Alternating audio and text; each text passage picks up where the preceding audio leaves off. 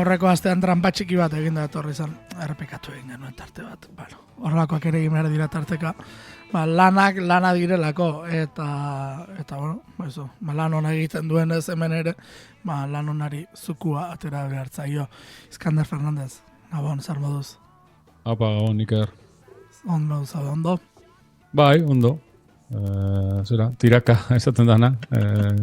Zu aipatu zu lana, eta, bueno, lan egaz, eta horren, nahiko gogor, baina, bueno, aurrera jarraituz, eta hona etorten azenean, beti pozik. Guere bai, guere pozik. Pena, aurrekoan lanagatik ezin izan zen nuela egon, ez? Izan zen urte hurren hartan, ze zuri ere baza egokizun. 25. urte horretan egotea, besteak beste, zuk ere zure etapa pasa zenuelako gararen baitan. Bai, ziurazki hemen ja aipatu duten ozean ben, hor, 88, 89 hasi nintzela Gazte Algaran, eta handik itxira ja kulturako paginetan, eta bueno, urte batzuk pasatu nituela Garan. Nik nire etxea bezala ikusten dut, eta oin proiektu guztia, bueno, naiz egaz eta, bueno, hemen zurekin, ez dakit. Nire proiektua bezala ulertzen dut, eta sentitzen dut, eta nire bihotzaren zati handi bat beti egongo da bertan. Begira, bai, eta bai 89tik, ez, azkenean denbora asko pasa da, egiteko moduak asko aldatu dira, gauzak ulertzeko modua ere bai, eta musika ere bai. Zer 89an, zerek imaginatu zezakeen, bueno, euskal talde batek bai, baina emakume referenteak dituzten taldeak, esaterako, izarogatik esaten da, belodromoa bete delen emakume izan dela, untzakoak ere nik uste dut emakumeak direla referente bertan, Bilbao Arena bete zuten aurrekoan, bueno, eta nik uste dut hau geroz eta gehiago emango den zerbait izango dela, gure zorionerako, ze azkeneko ustetan, azkeneko kantuak biltzen ari garenean, emakumeak dira nagusi edo nagusi antzera behintzat. Bai, nik normalean ona emakume asko ekartzen ditut, nazioartekoak eta baita hemengoak. Eta ez dakit, gero aipatu behar noen, baina justo, zu badakizu, baina jendeak jakingo du 94 eta 2014 beti kantak ekarriko ditugula denboraldi honetan, eta gero, entzungo dugun bigarren kantan, 94koa, hori eimoz ekarriko dut, eta bueno, horri buruz berbain nuen, zelan ere bizitza aldatu zen, 94an. Emakumeen musika bestera batera entzuten hasi nintzenean, eta zelan aldatu zen nire sentsibilitatea, gauza askorin inguruan, eta zenbat gauza ulertu nituen, eta nola bait, Tori Amos eta beste artista batzuk, P. Harvey, Bjork eta beste batzuk, nik uste dut, nire amagaz batera,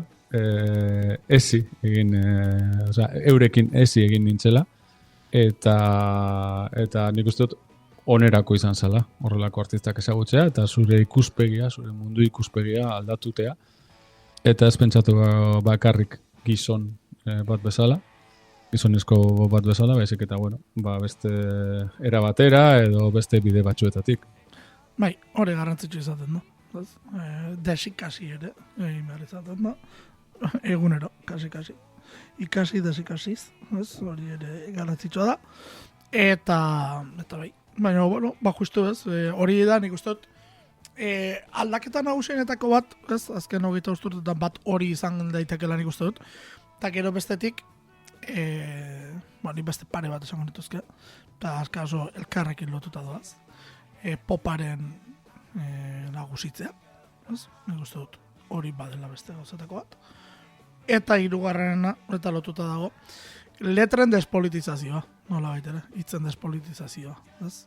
Mezuak, sentimentu unibertsaletan, unibertsala politiko ere bada, ez? Sentimentu unibertsala politiko ere bada, baina esan nahi dut, txiki, euskal gizarteren lotutako politika gaiak baino, sentimentu unibertsaletara gehiago bideratu direla bestiak. Ez dakit, hori da nik uste azkeneko urteetan, 25 urte hauetan, hiru korronte horiek behintzat nahikoan nabarmenak, ez da? Bai, eta batez be gure estenan apurbet berandu doalako, ez dakit berandu dan, edo guk ditugun aukera guztiekin aurrera doala, eta batzutan ematen du berandu heltzen garela, baina da, bueno, txikiagoak eta muskulu gitxiago dugulako agian izan daiteke ere bai.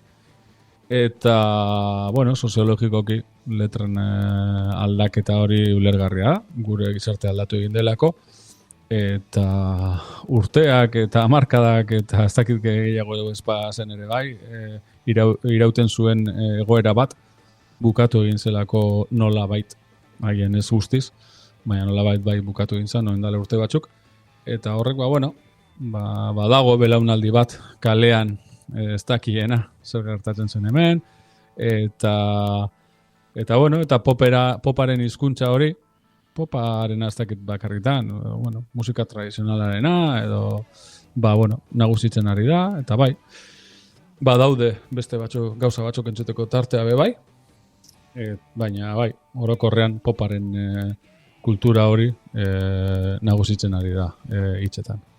Eta hizkuntzan, hori ere beste gauzatako bat, hizkuntzaren afera ere, hor dago. Bueno, lehen ere gaztelaz asko egiten zen, ez dugu esango zetz. Baina hirugarren hizkuntza bat ingelesan ikustu dute xente sortu dela baita ere. Bueno, hori ez dakit. Ez dakit hemen txikia da, estena txikia da, bitxia, oso indartxo ematen du askotan, baina baditu bere gauzak. Eta ez dakit. Beti euskeraz abesteko behar hori, agian ez da beharra izan behar, bakoitzak bihotzetik urtetan saiona egin behar du. Eta gero, bestalde musikaria bai gizakiak dira, eta euren buruetan eukingo dituzte euren arazoak eta euren ardurak, eta baten batek agian pentsatzen du hortik jateko aukera izan dezakela, eta agian hizkuntzen erabilera, espektroa gehiago zabaltzeko estrategia bat izan daiteke, eta askotan ulergarria da. Nahiko daukate gure musikariek egiten dutenarekin, horrelako aukerak sortzen baldin badira, aprobetxatu behar dituztela pentsetan dut. Hori guztia, 25 urte urrenaren arira. Zuk ere zure bidean ikusi duzuna aipatzeko. Baina esan duzu moduan, urtez urterako saltoak egingo ditugu gaurkoan ere, eta Jay Mastizekin hasiko dugu okerrez baldin banaiz gaurko tartea. Bai, hau ez izan, ia oindala aste bat, zenbetik gutxira ia aste bat egingo du. Kotxera aldu nintzela goizeko 7 lanera joateko. Aste gogorra baino nazkagarria izan zela, aitortu behar dut lanan. Eta, ipini nuen irratia eta pentsatu nuen ipiniko, edo ez, ze askotan oso, ez dakit oso kantxatuta eta oso naskatuta nagoenean, nahiago musika ez ipintea, ze dekot zentzazioa agian gero kanta bat sartu daitekela nire eskortasun batetan, eta gero kanta hori gorrotatu, eta askotan ekidetzen dut aukera hori, baina irratia ipini nuen. Eta ez dakiz ergaitik, hemen aitortu behar dut, Radio 3 agertu dintzala, ez dakit, agian nire bikoteak edo nik aurreko gunean hor itxi genuelako. Normalean Radio 3 eta naizen artean mugitzen gara. Eta Radio 3-en derrepente hasi zan entzuten gitar bat, eta zan nuen Letxez, Dinosaur Junior. Eta suposatu nuen Dinosaur Juniorez enteratuko nintzen, eta joan nintzen hariniketan Tidal ikustera, eta Tidalen ikusi nuen Jay Macy's disko atara egin zuela. Eta hortik aurrera, naiz eta beste ostiral naskagarri bat izan, lanean, bentsat ni posagonengoen. Eta hori Twitterren komentatu nuen, eta polita izin zan, baten batek esan zidala, oin ezin gaituela entzun, fronteratik bestaldera dagoelako, eta oso berandu dalako, eta gero, podcastak ez dituela gogoko, baina, bere garaian entzuten entzulea zala, eta ze garrantzitsua Jay Macy's bezalako artistak irratian entzutuko aukera izateaz, eta pentsatu nuen, urrengo ostegunean entzungo dugun lehenengo kanta Jay Macy'sena izango da.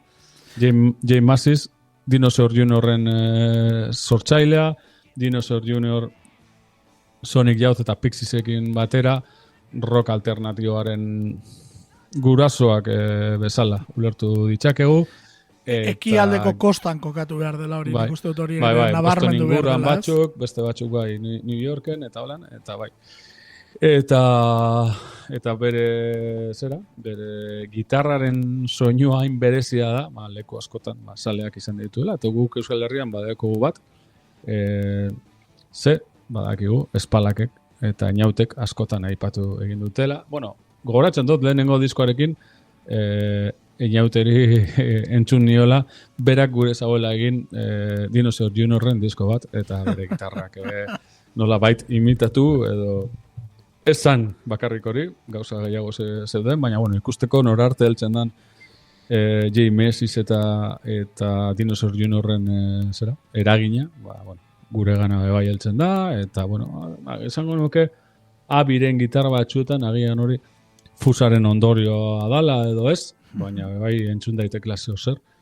Eta bueno, orokorrean J. Macy's hori, oso melodikoa, bere gitarra badeko Neil Jaunetik zer, oso gitarrista ona, Macy's beti aipatzen da. Normalean agertzen da beti gitarrista onenen zerrendetan.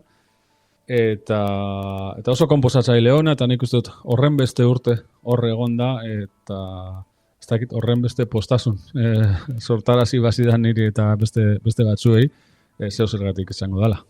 Bueno, hemen irakurtzen ari nintzen zuizketan ari zinen bitartean, 89an Kurt Cobainek Nirvanarako proposatu zuela J. Macy's. Nirvanan sartzean nahi zuen. Eta, ostras, hori bada zerbait, hori ere nik uste dut, badela aipatzeko moduko zerbait ez da. Bai,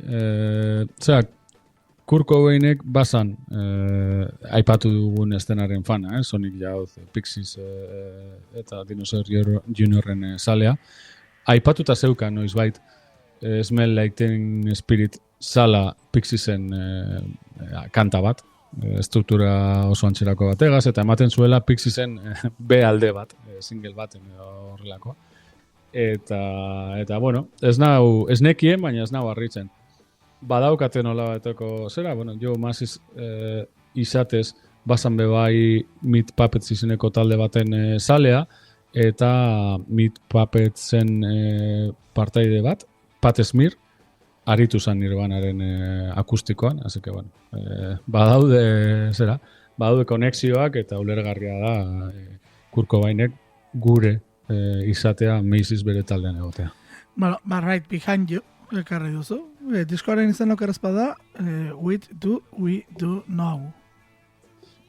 Hori da. What do we do now? Eta bai, hau izan zen aurrerapen 3 egon ziren, hau azkenengoa izan zen, Right Behind You. Egia da diskoaren maila eta koloreak eta bueno, nahiko estableak direla, ez dagoela saltu handirik kanta batetik bestera, así que Right Behind You nik uste dut bere soinua ekarriko diola burua, jende guztiaren buruari, eta gutxi gora bera What Do We Do Now diskoa osatzen duten 10 kantak, nik uste dut antxerako paisajeak marrazten dituztela. Bueno, entzongo dugu behintzat, J. Macy'sen lan berriena.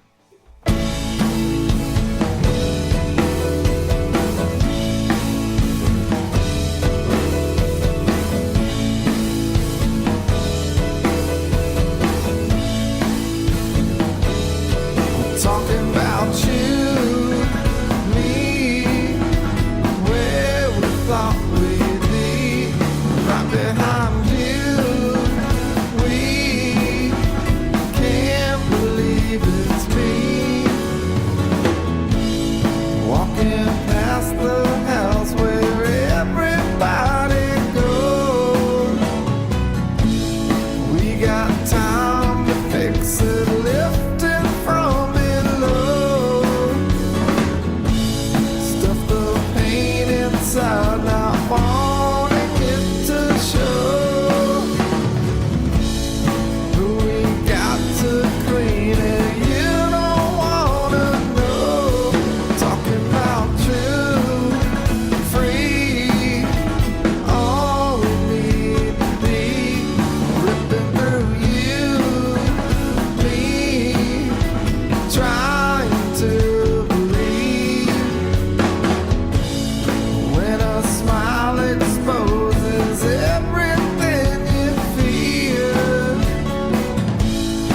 I would go inside, but you just disappear. I can't wait it out. You can't wait to hear.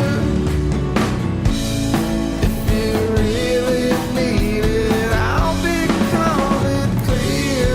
Right behind you, me, where we thought we'd be. Can't describe you. We never get to see. Up inside me, you won't find me. All the time it falls inside your head.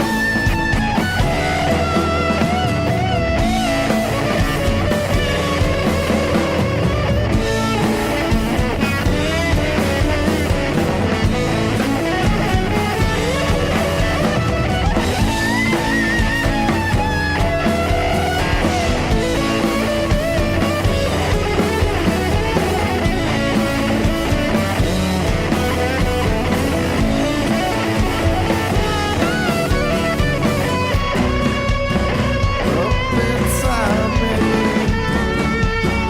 you won't try me. Dropped in library, won't expect you to. Me, where we thought we'd be, right behind you. We can't believe it's me, talking about truth, free. All we need to be, ripping through you, me, trying to believe.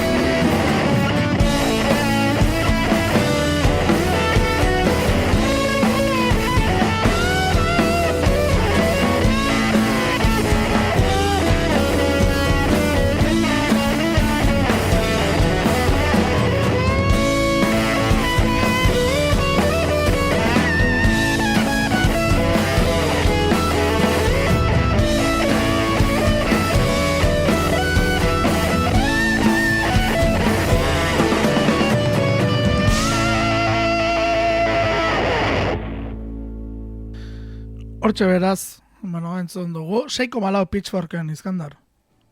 Baia. Ez genuen Pitchforkeri buruz berbaiten aspalditik. 6, esan duzu? 6,4. 6,4. Ez dakit, bueno, oso nota aseptikoa, ez? Bai, Hori, ez duzu jakiterik diskoa pendetan ondo dagoen edo ez eurek 6,4 bat ipini baldin badiote. Baina, bueno, euren jolasaren parte da, así que ez gara kejauko. bueno, Grammyak ere izan dira, asteburuan. Bai. Ona ekarri izan dituzun artista batzuk agertu dira, Grammyetan. Bai, R&B ni- disko onena eta rock disko onena entzun ditugu hemen. Astelenean entzun nuen Boy Genius rock alternatiboaren diskorik onenaren Grammya. Irabazi egin Eta zutela. rock abesti onena not estrozen oz.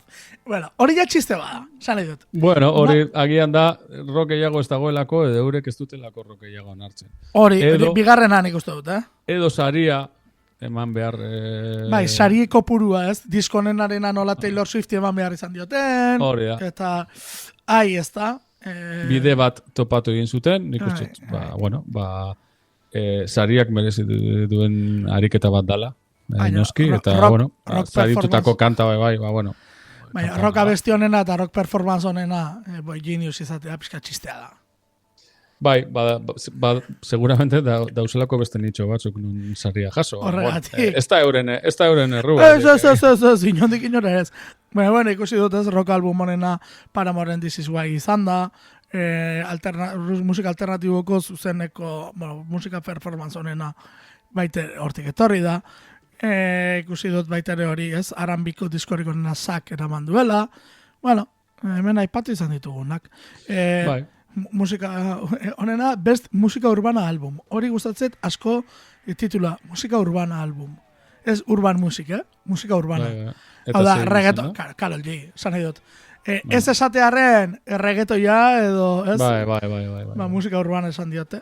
Bueno, bueno, entzun ditugun gauzak emendik ere badira, eta gero aipatu ditugunak ere, tartean bai. Hala ere, bueno, hori, besterik gabe. Zurekin nahi nuen partekatu rockaren histori hori irutzi ditze dalako pixkat txistea, ez? Bueno, ez dut nik bentsat inondik inora partekatzen gisa horretara.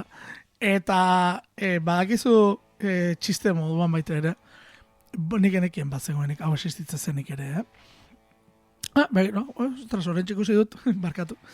Pop dance kanturik onena, Kylie Minogue eman diotela, padam. Ez zait gaizki iruditzen. Ez, nik ez dut entzun, Temazo bat iruditzen zait. Esaten nuen, hemen ikusten ari naizena, nola baitere, best duo group performance dagoela, eta nik kantu hau ez dut ezagutzen hortaz, bilatu beharko dut. Zack eta Phoebe Richardsek elkarrekin egindako bat. Hori ez nuen ezagutzen. Hortaz bilatu beharko dut. Ghost in the Machine. Ghost in the Machine izeneko kantua. Bai, iaz pila bat kolaboratu zuen. Inork ez dezala txarto hartu, baina Phoebe Bridgers gorka urbizu baino gehiago agartu da zen kantetan azkenengo bi urteetan. Así que, bueno, ez nekien, hori. Edo agian bai, baina ez dakit ja liatzen naz, horren beste zera, kolaborazio. Nik jakineko nuke azken urte betean euskal artistetan kolabo gehien egin dituna zen izango tezen,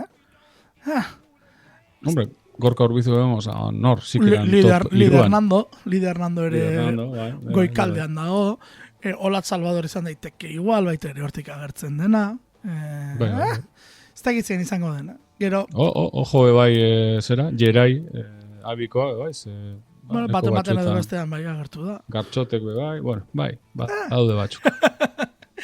Ze ariketak ateratzen ditugun tonto jentean. Bai, bueno. Bueno bat, musika bulegoa sariak eta lako badu demen, baina beste era batera egiten dira hauek, ez. Nik, grazia egiten dit, Grammyen zerrendak esakulako grazia egiten diri, eta egia da, grazia egiten dira, gero, sariak nola ematen dituzten egen, baina egia da nik, euskaraz, ez, egiten denean, egingo nukela banaketa anitzagoa, esan nahi dut, ezain generikoa. Hauek, azpigenero asko hortara begiratzen dutelako, gero asko gustatzen nola begiratzen duten, ez hau dago ikusentzunezkoetara bideratu den kanturik onena. Hori ere oso interesgarri. Hori aspalditik gainera, ni oso gaztean nintzen hori egiten zuten. Hori oso interesgarri iruditzen zait, ez? Zaguna, kantu batek igual kantu bezala ez da ondo funtzionatzen berez, baina gero ikusentzuneko batek. Karo, noski. Ez dakit. Bueno, hor badaude. Bueno, bestarik gabe. Sartu atera egin nahi nuen hor. Batez ere boi ginen zen. Bai, gaur goizen, gaur ez barkatu izin beste gunean, bai. Astelenean. Bai, izan da, niretzeko oso. Claro, suposatzen domekan izan zala, egia esateko. Hala izango zen. Nik egia izan. Beti izaten dira igandetan. Bai, Oskarrak bezala. Gainera, izaten da, bateratxu ez. Bai, hor, Emiak, Baftak, Oskarrak, bai. Eta Grammyak. Bata bestearen atxetik, bai, hori da. Bai, Grammyak eta Latin Grammyak batera banatzen dira edo aparte? Hori izango nuke ez Latin Grammyak aparte, ez da, naiz eta... Udaren amaieran, ez? Sevillan izin zen iraian. Hori da, naiz eta Grammyen baitan badauden, Tropical Latin adibidez agertzen da, edota musika mexicana. Oso nahi iritzen dit baitere, best musika mexicana album, including Tejano. Oso nahi iritzen zait. Esan nahi dut. Amerikarrak beste mundu batean bizi direla argi irakusten duen. Asunto bat ez. Gu barra egiten dugu, berez ez da barra egiteko gaia, baina... Gero eta mundu txarragoa baten bizi dira. Eta gian besteon mundua gero eta txarragoa da ere, bai... euren erroagatik, baina nik esango nuke baietz, estatu batuak gaur egun nahiko leku ilun bat direla. Claro, kulturalki ez balitz, seguramente ukingo genuen guztiz zahaztu eta estatu batuak. Ziurrenik. Bai, eta ez duke ezer. Ze sozialki, politikoki, hobetu ahaztutea. Gero, claro, kulturalki, bai, motore bat dira, historikoki izan dira, eta oso zaila izango da hori alo batera ustea eta astea, baina, bueno, sozialki, politikoki, desastre hutsa da. Bai. Bueno, gozen urrengoaren bila, eta urrengoa bai, hasieratik esan duzu. Ekarriko zenuela zuri, nolabait ere, ikuspegi aldarazi zizun artista bat, Tori Amos. Bai, lotzeko Grammyekin, Tori Amosek nominazioak jaso zituen 85ean, 87ean, 89ean, 2000an eta 2002an. Azkenengo hirurak bikoitzak izan ziren kanta ezberdin biekin. Ez zuen irabazi bapez. Klasiko bat, ezta? Bai, eta beste gauza bat esan nahi nuke. Tori Amosek saldu zituen disko pilo bat egiten zuena eginda, ez? 3 milioi lehenengo diskoarekin, 2 milioi bigarrenagaz, 2 milioi hirugarrenagaz, ia milioi bat laugarrenagaz. Osea, eta oraindik jarraitu zuen saltzen, saltzen esan momentuan, ze 2002an 600 kopia baino gehiago saldu zituen bakarrik Estatu Batuetan, suposatzen dut munduan zehar, 700, 800 mila, bai, hortik egongo zirela. Bueno, eta esan beharra dago 16 estudioko album ateratzea, 92 lehendabiziko izan da 2 urtean behin, baino gehiago. Justu, 2 urtean behin. Oraintxe, bai. Gauden garaian, 2 urtean behin izango litzateke disko bat. Horrek esan nahi du, batzuetan urtebeteko tartea soilik utzi duela, kontuz. Urtero ematean 2 ere ikusten dut atera dituela, kontuz, Bai, eta zenbaki potoloak dira. Garai batetik aurrera, nik uste dut indarra indarra galdu zuenetik aurrera, esango nuke 2002tik aurrera bere ibilbidean, Scarlet's Walk izeneko diskoarekin batera. Ekoizpena bazegoen, baina ez zegoen horren beste jende estudioan kantak konpontzen edo betzen. Eta hortik aurrera bere diskoak gainera, eske normalean bikoitzak dira, edo bikoitza izatetik oso hurbil daude. Así que oso sortzaile, prolifikoa, eta bai, urtetan zehar disko eta kanta ugari argitaratu dituenak, eta gainera Tori Amoseko beste B alde bat, ze B aldetan bai, tonaka eta tonaka kanta ditu, eta baditugu etxean bilduma batzuk, dinotxut, 150 abestitako bildumak eta horrelako gauzak, ofizialki argitaratutakoak. Así que, bueno, kantak idatzi ditu, eta hainbat bertsio egin ditu, eta, bueno, ez da ezaguna, Tori Amos nik uste dut gaur egun, eta gazteriaren artean zaila izango dala, adibidez Bjork eta P. Harvey, garai berrinean sortu izan zirenak, eta nik uste dut gaur egun, ezagunagoak direnak, eta nolabait onartuagoak dira, baina Tori Amos nik uste dut gaur egun, gure gazteriaren artean ez dala ezaguna, eta nik uste dut orokorrean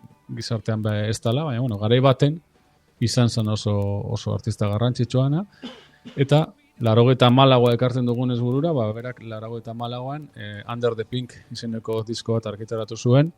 Nik uste dut bere ibilbidean agian ezagunena eta garrantzitsuena, eta, oso disko melodikoa, bitxitasun bat, bera pianorekin dala, taldea agian agertuko da momentu batzuetan, baina konposizioak bere ahotsarekin, oso ahots gozoa, batzutan agian ez dakiten pala gozoa izango ezote den jendearentzako, edo lehenengo aldiz entzuten duen jendearentzako, baina, pianoa taldea, bigarren plana batetan, eta horregaz, 94ean, saldu altzen dituen 2 milioi disko. Gaur egun ez dakit nik horrelako aukera duzunik. Eta zera, disko borobia urte hartan argitaratutako diskoen artean onenetarikoa, eta kanta guztiak dira oso onak. Nik bada singlea ekarriot. Eta normalean badakizu saiatzen azela ekarten argazki hon bat disko guztia ulertzeko, eta hemen singlea ekarriot, single nagusia eta bere arrakasta nagusina, Cornflake Girl izeneko kanta, jendeak kontrako ariketa egiteko. Nik esango diot jendeari, kanta hau ez dala diskoan askoz gauza gehiago dauzela, eta merezi duela Under the Pink izeneko disko honetan burua murgiltzea. Bueno, aipatu bitxikeria moduan kantu entzula horretik. Bjorkek eta Tori Amosek badutela gauza bat. Bueno, PJ Harveyrekin, esan duzu nahiko adinkideak direla, hauek pixka baldenagokoak dira, oso gutxi. Baina, lehendabiziko diskoa bakoitzak, bateko 28rekin da besteko 29rekin atera zutela, hau da. Ez direla izan 15 urterekin, 16 urterekin salto egiten duten artista horietakoak. Diot, PJ Harvey pixka bat gaztexeagoa zelako bere debuteko diskoan. Tori Amoseko 29 urterekin ateratzen duen lehendabiziko diskoa, eta gero atzetik 16 diskoa ateratzen nik uste dut hor, energia handia behar dela, ez? Bai, eta bueno, Tori Amos izatez, ja bitxikeri moduan, Tori Amos unibertsitatera heldu zen, musikari buruzko beka batekin, oso gaztea zenean, en plan 6-8 urtekin, lehenengo aldia zan, Estatu Batuetako historian horrelako beka batera, horrelako ume bat heltzen zala, eta berak utzi zuen bigarren urtean esan zuelako, bertan irakaskuntza oso kuadrikulatua zelako eta berak gure zauelako beste era bateko bideak jorratu. Así que pentsa nolakoa zan, Tori Amos ume bat zenean, eta berak kontratu on bat lortu zuen 87an, Atlantic Records izeneko disketxearekin, eta sinatu zituen 5 disko. Lehenengo diskoa, hard rockarena izan zen, Why Can't Tori Red izeneko talde bat osatu egin zutelako berarentzako, eta hor, Bon Jovi Guns N' Rosesen antzera, bera zen abeslaria. Zorionez, Why Can't Tori Red bertan geratu zen, ez zen jarraitu, eta handik 4 urtera, Tori Amos agertu zen, normalean berak egindako musikarekin, bere pianoarekin, bere gauzetaz abesten, eta hor ja, Atlantic disketxeak pentsatu zuen hobeto eta eman zioten aukera diskoarekin 3 milioi disko saldu egin zituen, así que nik uste dut aserta egin zutela eta hortik aurrera, esan dakoa. Kontratu ibili da gainera. Bai, milioi bat kanta, disko pilo bat, eta 2 urtetan behin disko argitaratzen du. Begira. Azkenekoa 2008 batean atera zuenez, bataz besteko ikusita aurten zer etortzen den. Kopfenegger ordea duela 30 urte ateratakoa da Under the Pink diskotik esan duzu moduan. Hau da, Tori Amos.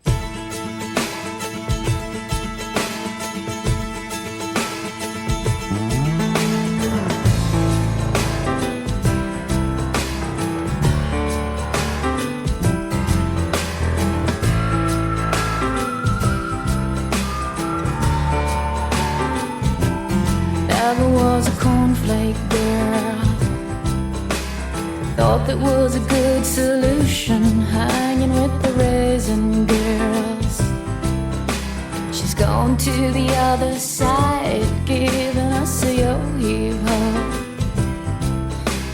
Things are getting kind of gross, and I go at sleepy time. This is not really this is not really happening. You bet your life it is. You bet your life it is. Honey, you bet your life it's a peel out the watchword. Just peel out the watchword.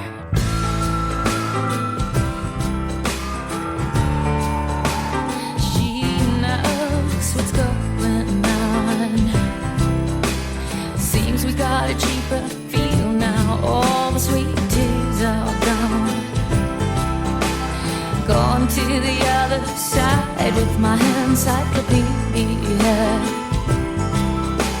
They must have paid her a nice price. She's putting on a string love. This is not really. This is not really happening. You bet your life it is. You bet your life it is. Honey, you bet your life. It's a peel out the watchword. Just peel out the watchword. wish were.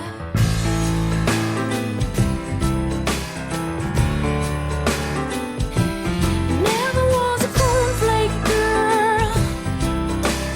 Thought that was a good solution.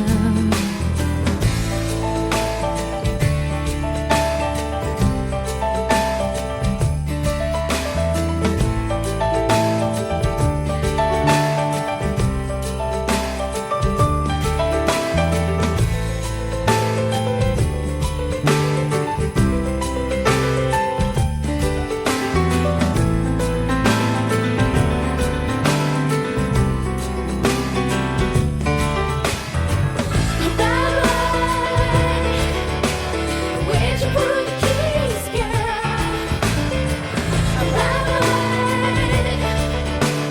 Where'd you put the keys, girl? Where'd you put the keys?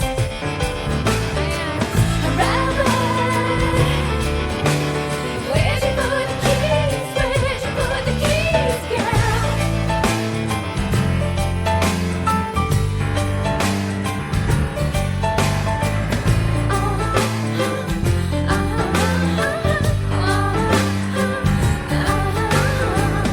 And the man with the golden gun thinks he knows so much, thinks he knows so much, yeah. And the man with the golden gun thinks he knows so much, thinks he knows so much, yeah.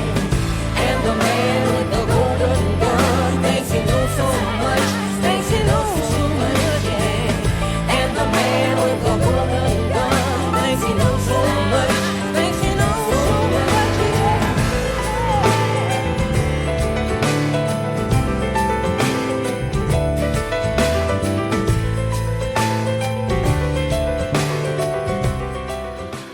Munduko gauzik horterarena ere ikusi dugu. Bai, bueno, jendeak jakin desala tori imos, zerealen marka bat entzako telebistako iragarki bat grabatu egin zuela, eta hortik kanta honen izenburua, ez? Hor, Eta ez, bueno, hori bat, baina piano Bai. bat, hola zerealen kutxo baten bai, diseinu guztiarekin forratzea ez dakit panik. Bai, bueno, oso jankia, hori azteko eta behin. bai. Hemen paralelismo bat dago Phoebe Bridgesekin bat, osea, paralelismoa dago Phoebe Bridgesekin, ze ez dakit gogoratzen duzun edo ez, baina bere garaian berak bebai Apple-entzako iragarki bat egin zuen, Pixiesien kanta baten moldaketa eginda, eta baitu. Orain nik esango nuke, ez dakit, Phoebe Bridgersen hitzak ez direla onak izango, baina bueno, bere garaian esan zuen diru sarrera garrantzitsu bat izan zela iragarki hura. noski. Suposatzen dut, Tori Mosentzako bai. Ze bueno, garai hartan agian cornflakes basan, Appleen antzerako oso zer. Bai. Eta agian orain bada ere bai, kontuz, ez dakit. Baina, Orain bueno, Special K edo horrela izango da. zer nolako gauzak egin behar Garaiak izan aldatu zituzten, dira. eurek ere, gu orain kejatzen hasteko gure taldeak gazteleraz edo inglesez abesten dutelako. Ba, hori ere, bai. Bueno, edo eta gure artistaren bate komertzialen bat egiten duenean. Bueno, hori ja. Bai. Ez da asko gertatzen, baina, bueno, ia, Bueno, eurentzako diru sarrera on bat baldin bada, bueno, batzuk merezi dute. Bai, Bai. hobeto bizitzea. bai, gero beste gauza bada, zer den, komertziala zerrena denez, hori ja. Baina, bueno, bai. beti egongo da kritikarako tarte horrelako gauzekin, ziur, hor ez dago inolako zalantzarik, hor beti egongo dela beti norbait, ez dagoena egiten den horrekin ados. Bueno, urrengo taldea, Marmosets, Marmosets, Mar- edo bai, Marmosets, esango nuke, bai. Ingelesez normalean nahiko gisa horretara izaten delako azentuazioa. Konta egozo nortzuk diren. Bueno, egin dugu salto Tori entzuteko 30 urteko saltoa, oin egingo dugu 20 urteko saltoa, baina aurrerantza, edo atzerantza beste 10 urteko salto bat, entzuteko Marmosets talde britainiarra. Bueno, ba, nabil errepasatzen be bai, orain duela 10 urte zer gertatu egin zen, eta hemen bitxikeri bat botako dizut beste bat, agian. Hobeto gogoratzen du da, 94a, 2014 baino. Harrigarria da. Zelan bilatu behar ditudan, pilo bat pentsatzen. referentzia gogoratzen ez ditudalako.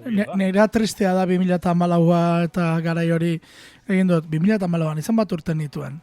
Kalkuloa bota dut eta esan dut, hobeto ez badut esaten garai horretan zer musika zen. Ez nik entzut, barkatu, esan nahi dut. Ez nik entzuten nuena. Nik entzuten nuena esan dezaket. Hau da, nik bilatzen nuena garai horietan, batez ere elektronika izan zen. Eta batez ere David Guetta bezalako referenteak, edo Daft Punk, edo Tudor Cinema Club, horrelako gauza deskubritu nituen, garai horietan. Ez dira txarrenak. Garai horretan Gorka Urbizuk be bai Tudor Cinema Club be bai aurkitu zituen. Hori da zer entzuten nuen. Gero, asteburuetan egiari zor, garai horretan, oso kontzertu gutxi, taberna eta diskoteka asko, eta hortaz imaginatuko duzu, referenteak zein izan daitezken. Bazegoen izan, besterik ez zegoen. Elektro-latinoa, eta horrelako gauzak, besterik ez zegoen. Horregatik diot, terremotoaren hasiera, suposatzen da. Horregatik diot nik ere, atzera begirako egiten baldin badut eta urte horretara begiratzen jartzen naiz, akaso ez dakit, memoriak fallatuko didan, edo memoriak fallatzen nahi dudan. Bi gauzak dira, ez? Baina, bueno, hori ere dago eta tartean kantu interesgarriak ere bilatzen diren, Bai, ala da, eta bueno, hori, 2014a arakatzen, gogoratu egin dut, oso, nire urte hartako top 10ean Marmosets izeneko talde bat sartu egin nuela, Inglaterrakoa, oso gazteak ziren, bertan bazeuden 3 anai-arrebak, Becca McIntyre, Josh McIntyre eta Sam McIntyre, lehengusuren bat ere bai, eta, uste dut familiakoa esena, Becca McIntyreekin eskondu egin zela iaz, eta ume bat izan dutela. Garai hartan ume batzuk zirelako, baina, hain gazteak izaten jarraituko dute, baina ez dira hain umeak.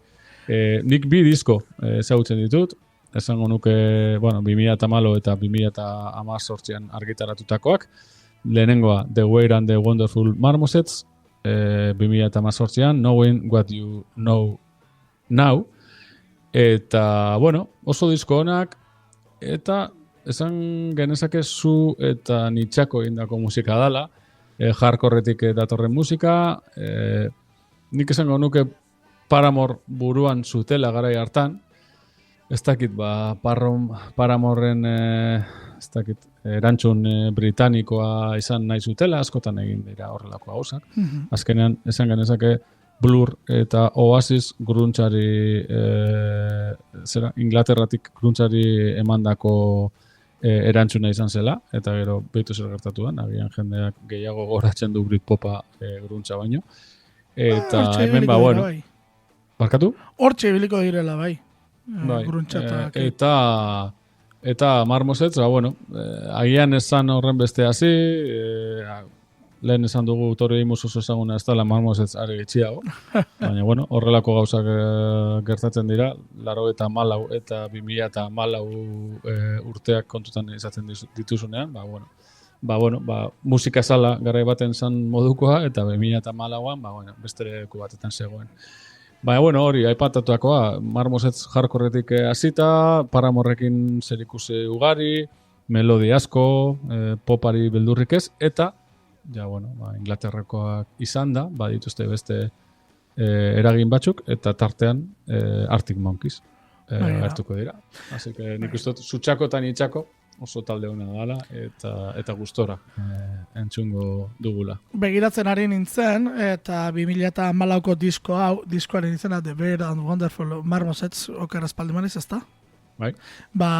Biran, 2015ean, ea asmatzen duzun ze talderekin ibili ziren. Buruz botako nituzke 2. Gallows, Britaniarrak ere bai, punkak, ze kartel ora goratzen dut, eta gero esango nuke Musekin bebai, Inglaterrakoak izan da, bebai, hortik. Musekin beira egin zuten, bai. Musekin beira egin zuten. Gehiago ez.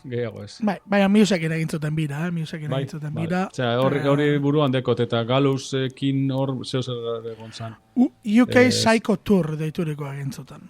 Hori ere esan beharra dago. Jakin nahiko nuke zer kristu izan daiteken UK Psycho Tour. Baina, bueno, 2015an hori da egin zutena. Orduan, noski, kartelburu Muse zen, Ja dagoeneko Muse beste maila batean zegoen. Bueno, Born Young and Free. Bueno, jaio gazte eta aske. Bat horrela jaiotzen da. Bai, itxi gazteak solte. Hori da. Entzun dezagun, marmozetz.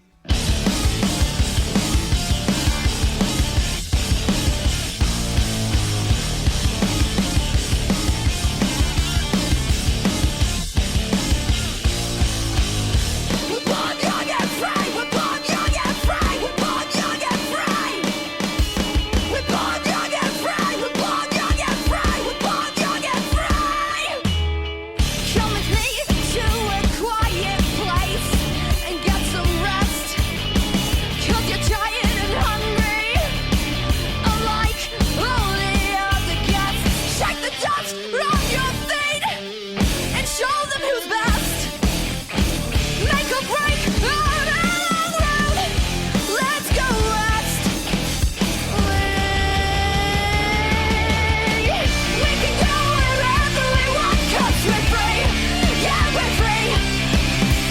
We can do whatever we want 'cause we're born young and free. We're born young and free. We can go wherever we want 'cause we're free. Yeah, we're free.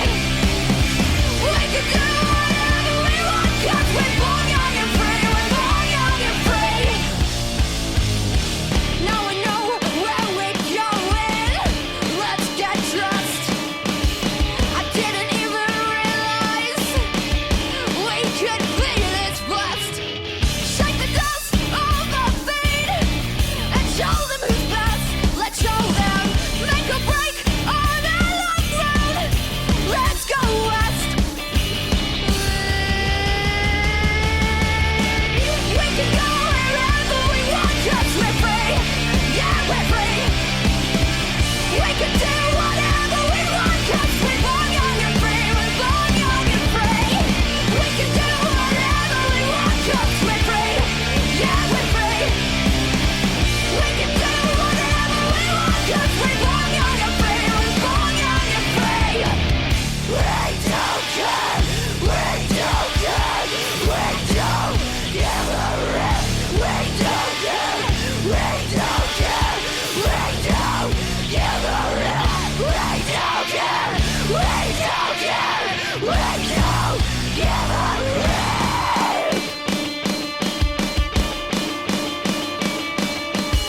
We're born young and free. We're born young and free. We're born young and free.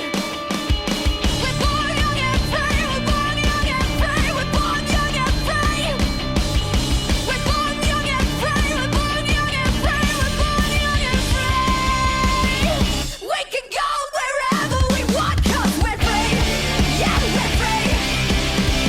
We can do whatever we want 'cause we're born young and free. We're born young and free. We can do whatever we want 'cause we're free. Yeah, we're free. And we can do whatever we want 'cause we're free. We're born young and free. Haze egurra, Iskandar. Bai, agian ez zenuen espero, emandako erreferentziakin. Hardcorea esan dut, Bai, esan duzu. Ez nuen espero, akaso hain beste oiukatua. Ez dakit zergatik. Bai, arago joaten ziren. Nik uste dut Paramouren eragina oso argia dela, baina hala ere, bueno, ez dakit. Marmosetzek saiatzen da arago joaten, eta hardcoretik edaten duela argi usten du. Eta, bueno, hor gitarretan eta arregloetan eta, aipatutako Arctic Monkeys, azkenean, euren herrialdekoak dira. Bai, hori horrela da. Eta, bueno, Bintzat interesgarria. Bueno, badakigu, marmosetz entzun behar dugu. Bi disko dira, ez? Okar espaldiman ezatela dituzten, no? Bai, Hortaz, zoritxarrez, Bueno, bakarrik bi, baina zorionez, bi. etxeko lan handirik ez duzu jarri alegia. Ez horrez, baina, bueno, nik uste dut, bueno, agian talde erakargarria izan daitekela, jende askorentzako. Bai, eta ikusko da. Ja. Nik esango dizut, entzun ostean, zer ikusten dudan. Eta azkena, Slater Kinney, ez dakit, baina Slater, claro, Slater Kinney horrela irakurrita, Irlanda, Eskozia, nik hori irudikatzen dut, baina barra egin duzu. Hortaz ez dakit Australiara joango garen, edo ze demonio. Ez, goaz Washington estatura, Seattleetik goaldera dagoen Olimpia irira. Eta goaz, sortu egin zan, talde hau sortu egin zan, 94an. Niretzako iaia beti egon dira hor, baina egia esan nik entzun nituen lehenengo aldiz 2005an oso gainetik, eta disko hau niretzako, bueno, ez dakiz zergatik entzun nuen, bueno, horrelako osak gertatzen direlako, eta, bueno, argitaratutako egunean entzun nuen, eta ja lehenengo entzun aldian esan nuen, kontuz, hemen zeo zer gertatzen da.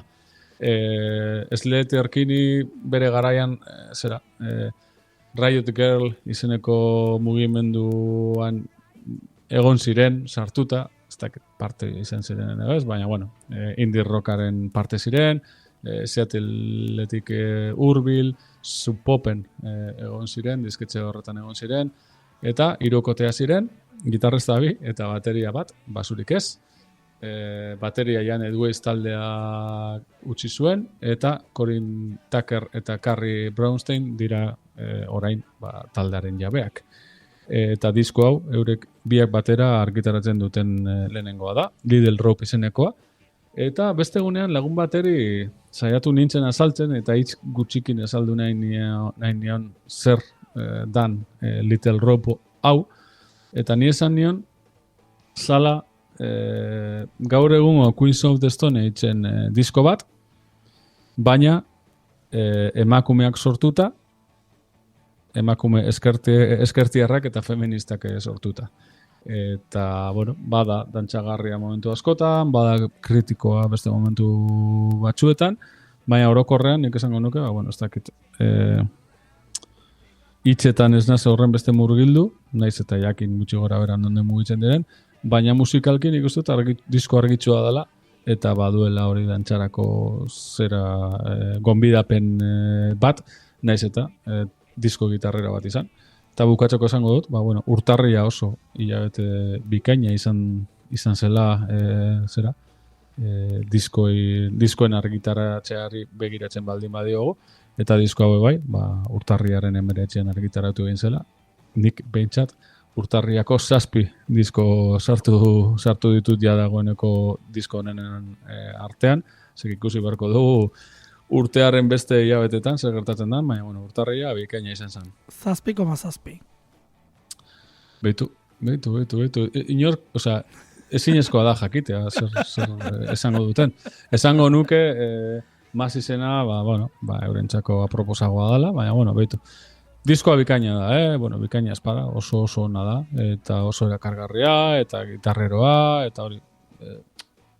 Queens of Stone Ageen referentzia da batez be hori gitarreroa, baina saiatzen ari dira, Josh Homme eta bere mutiak saiatzen ari dira zeozer, ez dakit. Gaur egungo zeozer sortzen, gitarren gandik, eta nik uste dut Slater Kinneyk bebai, hor saiatu egin dela zeozer berria sortzen, eta bueno, badago dantza eta rockaren arteko zeozer momentu askotan, baina orokorrean oso kanta onak, eta entzongo dugun kanta, singlea izan dela, Say It Like You Mean It konenen zerren. Barkatu Iskandar, hor soinu bat sartu da, karo, harin nintzen konsultatzen Tori Amosen diskoaren nota ere, bidea batez. Eta bapaten iragarki batek saltatu du. Vale. Tori Amosenak 8,1. 8,1. Bueno, gutxi iruditzen zait, baina, bueno, a ver. nor naiz ni Pitchforken notak zera kritikatu. Hori aipatu gabe zuen hori utzi, eta harinez begiratzen ere azkenekoa ere agertzen den, baina Marmos ez dago Pitchforken. Marmos, ez agian, bueno, zarata eginda. Bueno, ez dakit, gero black metal eta ipinten dute. Baina Marmos ez igual Inglaterrakoak eta 2014an, ez dakit, no zegoen, osea, existituko zan, Pitchfork, baina ez dakit. Baina, bueno, Say Like You Mean It esan duzu, bueno, urteko diskorik onenen artean sartu duzula ere bai, singlea dela ere bai, single horrekin esango dizu gorrez kantar. Mila esker gurekin izatarren. Bai, eskerrik asko Iker, bezarkada bat, eta hurrengo astean, saiatuko gara hemen berriro zehoz egiten. Egingo dugu zerbait zior. Onda izan? Bardin.